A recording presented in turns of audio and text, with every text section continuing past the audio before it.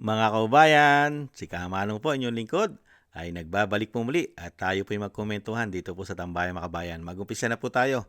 Komentuhan po natin, ito pong kumakalat po sa social media. At nagtataka rin po ang inyong lingkod, si Kamanong. Nagtataka rin po ako mga tambay. Ito po ba'y nagkataon lang? Dahil ito pong bagong executive director po ng AMLAC, mga kaubayan, na si Ronel Villaventura, ay kaka-appoint lang po pala nito. Ayon po sa kumakalat sa social media. Wala pa pong mahigit isang linggo. Mahigit isang linggo pa lang po daw na na-appoint bilang bagong executive director ng AMLAC. Pero nagpresenta na po agad sa Kongreso. Unbelievable. Ito po mga kababayan, basahin po natin ang kumakalat po sa social media. Ito po. Yan po si Executive Director Ronel Buenaventura ng AMLAC. Ayon po yan mga tambay sa ating mga kababayan, kaka-appoint lang ng AMLAC Executive Director na si Ronel Buenaventura humarap agad sa impeachment hearing. Unbelievable. Ano pa sabi? Naging usap-usapan ang pagdalo ni Ronel Buenaventura sa House Committee on Justice hearing. Mga kababayan, ano pa? Nitong Abril 22, lalo na't halos isang linggo pa lamang siya sa kanyang bagong posisyon bilang Executive Director ng AMLAC. Unbelievable! Nakapagtataka mga kababayan, ano? Kung ito po ay may katotohanan, at ito naman po ay lalabas naman po talaga ang katotohanan. Wala naman pong lihim na mabubunyag, mga kababayan. Hindi po ba? Nakapagtataka, something fishy. Kaka-appoint lang ng AMLAC director o sinasabing executive director. Kaka-appoint lang, mahigit isang linggo. Si Ronel Buenaventura humarap agad sa impeachment hearing. Unbelievable. Yan po mga kabayan, ang something fishy. Ibang klase po. At syempre po, pasasagutin po natin. Ito po, tinanong po siya agad dun mga kabayan, yung kanyang mga pinirisinta, nabutata po siya agad Nabutata po siya agad. At sino po unang bumutata sa kanya ron? Nagtanong din sa kanya, sino? Si Congressman Suntay. I think sa Quezon City po yata ito, mga kababayan. Kung hindi po ako nagkakamali. Tingnan nga po natin. Panoorin nga natin. Isang congressman na nagtanong. Sa ngayon, sa wakas, no? Nakakalula yung amount. Pagkatinigan mo, 3 billion, di ba? How do we compute itong transaction na ito? Kunyari ako, may nag-deposit sa akin na 501,000. That's considered one transaction. Tama po. Now, binalik ko sa nag-deposit sa akin. That's another transaction. Tama po. Outflow naman. So, outflow naman yon. So, magto-total ngayon yon na 1 million. Nakita niyo po, Kasi may tambay? pumasok sa akin 500, may lumabas na 500. Tama ba, mali? Tama po. So, ganun yon. So, basta labas-pasok, nag-a-add to. So, it doesn't mean na pagka sinabi natin may 3.9 billion, does it mean na merong 3.9 billion sa loob ng account? This is a total amount ng lumabas, pumasok, ganun. Tama po. Transaction. Kagaya ang sinabi mo, Total po ng transaction. Baka nag-deposit sa akin 500, lumabas 500, inekwenta yon. So, every time naglalabas-pasok, nagdadagdag yon. Yung sa theoretical lang po, pero for this case po, hindi ko po masabi yun. Ay, hindi mo masabi. Pero maaaring ganon. Theoretically, posible po yun sinasabi. Nakakalula yung amount. Pagkatinigan mo, 3 billion, di ba? How do we compute Yan, itong nakita mo, transaction na ito? Tambay? Kunyari ako, may nag-deposit. Oh,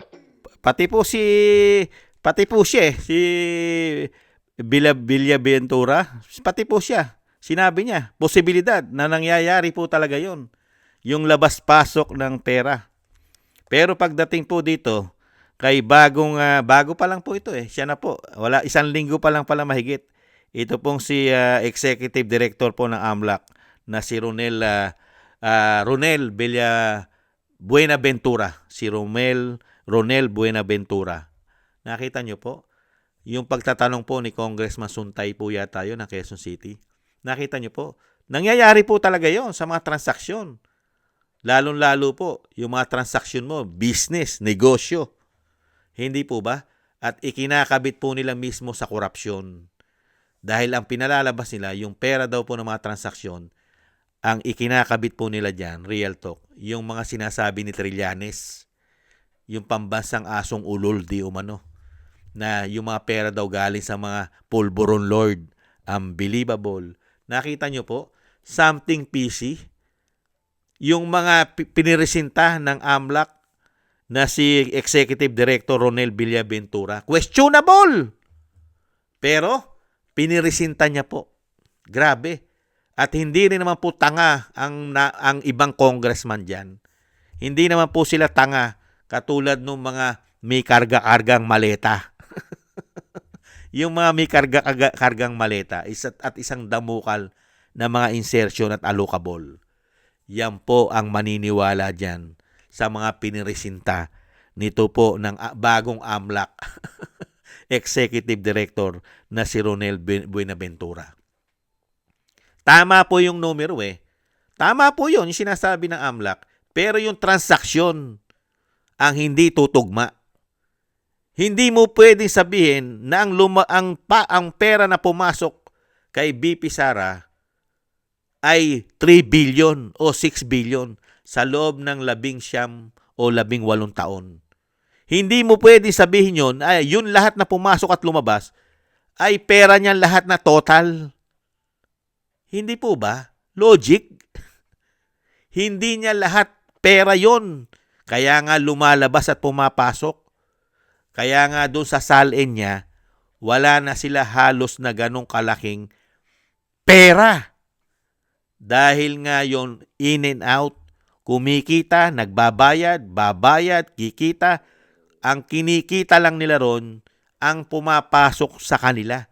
Pero yung pumapasok na hindi naman kanila at pinambabayad na rin nila doon sa mga tao na yun naman ay para sa kanila. Hindi po ba logic? Business. Pag nagninegosyo ka, hindi lahat ng pumapasok ay pera mo. Magbabayad at magbabayad ka. Hindi po ba?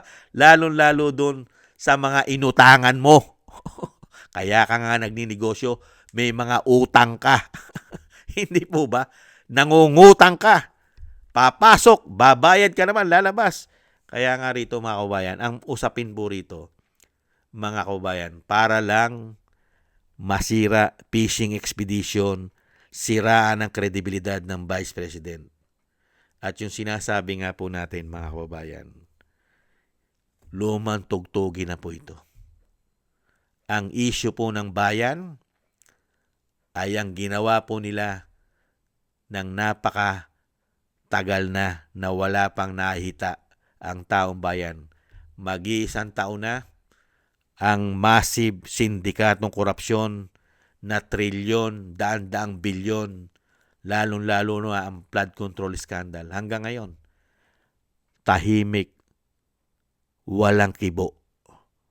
Pilit na tinatabunan ng issue ng impeachment ng Vice President.